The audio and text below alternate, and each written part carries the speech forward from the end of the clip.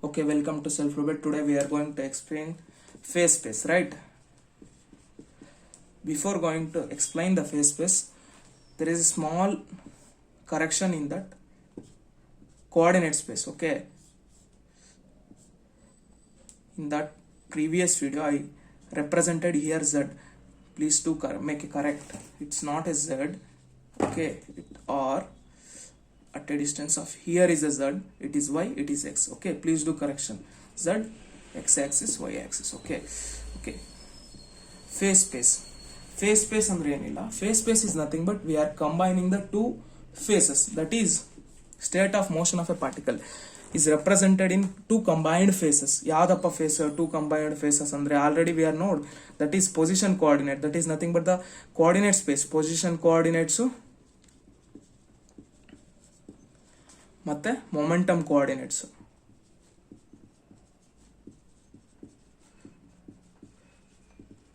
ಎರಡನ್ನು ಕಂಬೈನ್ ಮಾಡಿ ಹೇಳೋದನ್ನೇ ಫೇಸ್ ಸ್ಪೇಸ್ ಅಂತ ಕರಿತೀವಿ.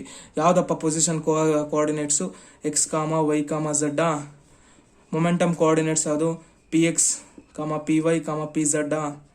ಈ ಎರಡನ್ನು ಕಂಬೈನ್ ಮಾಡಿ ಹೇಳೋದನ್ನ we can imagine a 6-dimensional space. Actually we are imagining a 6-dimensional space in which the particle, the state of motion of a particle, let us assume that ಒಂದು particle velocity v ಅನ್ನೋದ್ರಲ್ಲಿ move ಆಗ್ತಿದೆ ಅಂತ ಅನ್ಕೊಳ್ಳಿ.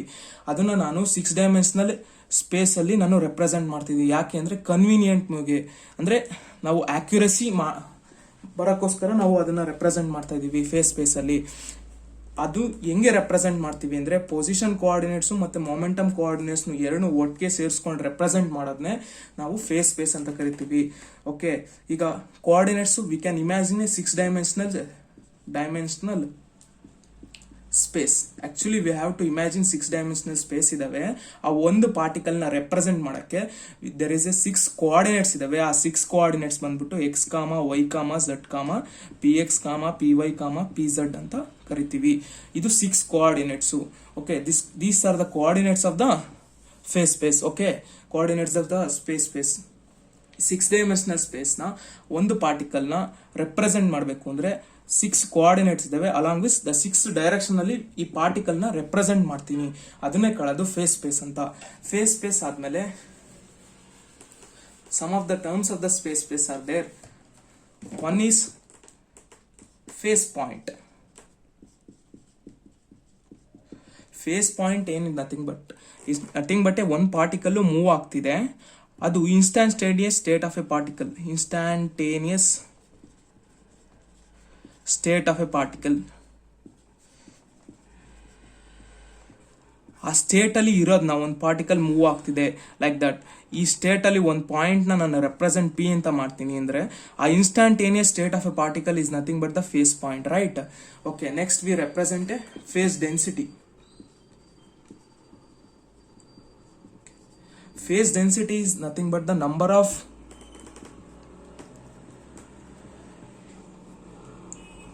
phase points per unit volume. I am considering a number of phase point. ಇವಾಗ ನಾನು ಇಷ್ಟು volume ಅಲ್ಲಿ ನಾನು ಇಷ್ಟು ಸಮ್ ಎಕ್ಸ್ ಫೇಸ್ ಪಾಯಿಂಟ್ಸ್ ಇದಾವೆ ಅಂತ ಅನ್ಕೊಳ್ಳಿ. ಸಮ್ ಎಕ್ಸ್ ಫೇಸ್ ಕೋಆರ್ಡಿನೇಟ್ಸ್ ನಾನು ಫೇಸ್ ಡೆನ್ಸಿಟಿ ರೆಪ್ರೆಸೆಂಟ್ ಮಾಡ್ತೀನಿ ಅಂದ್ರೆ ಹೆಂಗೆ ಹೇಳ್ಬೇಕು? Density is nothing but the number of phase points per unit volume, right? Anything that is unit volume is nothing but the density, right? ಇದು X points ನ ನಾನು per unit volume, ಈ volume certain volume ನಲ್ಲಿ unit volume ನಲ್ಲಿ represent ಅಥವಾ ಕಂಡುಹಿಡಿತೀನಿ ಅಂದ್ರೆ ಅದು ಫೇಸ್ ಡೆನ್ಸಿಟಿ ಆಗುತ್ತೆ. ಓಕೆ, ಫೇಸ್ ಡೆನ್ಸಿಟಿ ಆದ್ಮೇಲೆ trajectory. Trajectory is nothing but that movement of a particle, that is movement of a phase point. Movement of a phase point is nothing but ಇಲ್ಲಿ particle ಅಂತ ಹೇಳ್ಬಾರ್ದು, phase point ಅಂತ ಹೇಳ್ಬೇಕು. That movement of a phase point along with the time increases with respect to time. Trajectory ಅಂದ್ರೆ ಏನಿಲ್ಲ, phase point motion of a ಪಾರ್ಟಿಕಲ್ದು motion of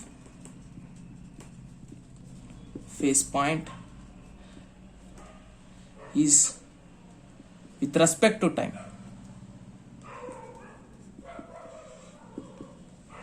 is nothing but a trajectory. ಅದ್ರ ಮೂವ್ಮೆಂಟೇ trajectory ಅಷ್ಟೇ, ಇನ್ನೇನು ಇಲ್ಲ. Next phase cell. phase cell is nothing but this phase points is having a volume delta x, delta y, delta z, delta px, delta py, delta pz, right? These finely divided elements is nothing but the phase cells. Such elements are called as phase cells. Okay, these are all the points to be noted on the topic about the phase space. 2 marks ಕೇಳ್ತಾರೆ ಅಷ್ಟೇ. Next we are going to understand the methods of statistical mechanics, right? Okay, methods of statistical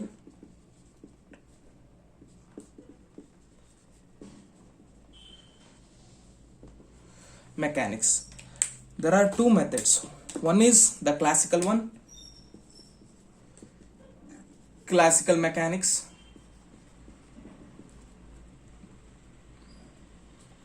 That is classical statistics, not mechanics, right? Sorry, statistics. Another one is quantum statistics.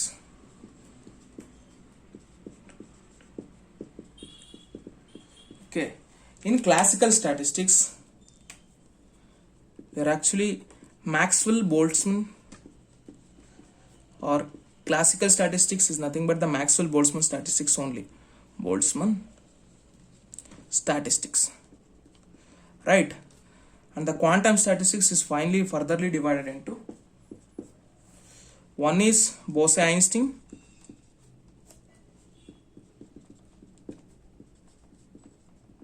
Einstein statistics. Another one is Fermi-Dirac statistics.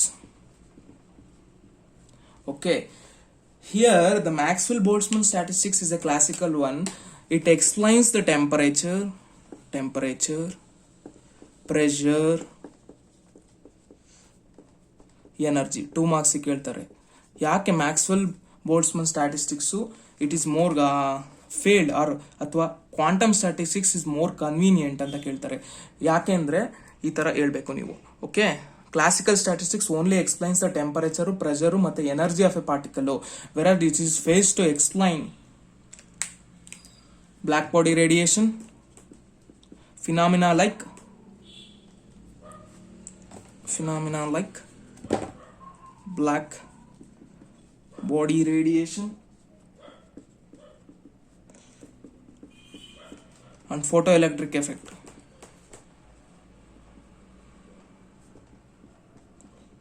ಮತ್ತೆ specific heat. Okay, ಕಾಣ್ತಿಲ್ಲ ಅನ್ಸದಲ್ಲ. Black body radiation, photoelectric effect ಮತ್ತೆ specific ಹೀಟ್ನ explain ಮಾಡಲ್ಲ. ಇದನ್ನ 2 marks ಪಕ್ಕಾ ಕೇಳ್ತಾರೆ. ಯಾಕೆ Maxwell Boltzmann law it is not convenient to statistics ಅಂತ ಕೇಳ್ತಾರೆ. ದಟ್ ಈಸ್ ಟೆಂಪರೇಚರ್, ಪ್ರೆಷರ್, ಎನರ್ಜಿನ ಎಕ್ಸ್ಪ್ಲೈನ್ ಮಾಡುತ್ತೆ. Phenomena like black body radiation, photoelectric effect ಮತ್ತೆ ಸ್ಪೆಸಿಫಿಕ್ ಹೀಟ್ ಅಟ್ ಲೋ ಟೆಂಪರೇಚರ್ನ ಎಕ್ಸ್ಪ್ಲೈನ್ ಮಾಡಲ್ಲ. ಇದನ್ನ ಜ್ಞಾಪನ ಇಟ್ಕೊಬೇಕು. ಓಕೆ, ಕ್ಲಾಸಿಕಲ್ ಸ್ಟ್ಯಾಟಿಸ್ಟಿಕ್ಸ್ ಅಲ್ಲಿ, ಕ್ವಾಂಟಮ್ ಸ್ಟ್ಯಾಟಿಸ್ಟಿಕ್ಸ್ ಅಲ್ಲಿ ಅರ್ಥ ಆಯ್ತು. ಈಗ the particles obeys the Bose Einstein statistics is nothing but the, ಒಂದು ನಿಮಿಷ. Okay, the particles that obeys the Bose-Einstein statistics, Bose-Einstein statistics called bosons. These bosons are always, example is alpha particle, okay, and helium, neutral helium at lowest level, lower level ಅಲ್ಲಿ alpha particle, helium level, helium atom, neutral helium atom ಮತ್ತೆ photons, ಇದು bosons. Okay, the particles that obeys the Bose-Einstein statistics is called as bosons. The particles that obeys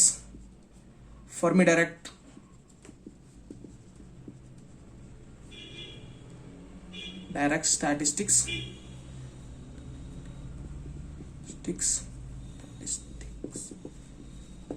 Okay, that is fermions.